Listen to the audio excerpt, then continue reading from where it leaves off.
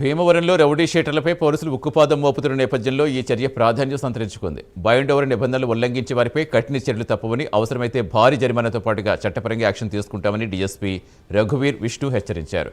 నేరాలకు పాల్పడే రౌడీ షీటర్లపై ప్రత్యేక నిఘా కొనసాగుతుందని, ప్రజలు లా అండ్ ఆర్డర్కు భంగం కలిగించే వారిని ఎట్టి పరిస్థితులు ఉపేక్షించబోమని స్పష్టం చేశారు. పశ్చిమ గోదావరి జిల్లాలో తొలిసారిగా బైండ్ ఓవర్ ఉల్లంఘించిన రౌడీ షీటర్కు 1,00,000 జరిమానా విధించడం చర్చనీయాంశంగా మారింది.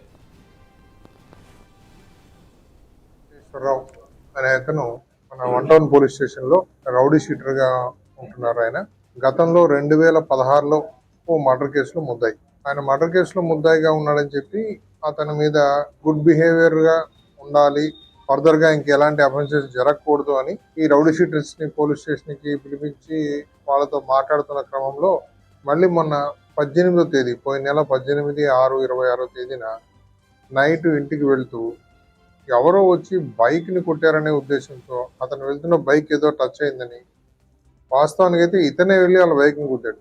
కుట్టి ఆ క్రమంలో మళ్ళీ తిరిగి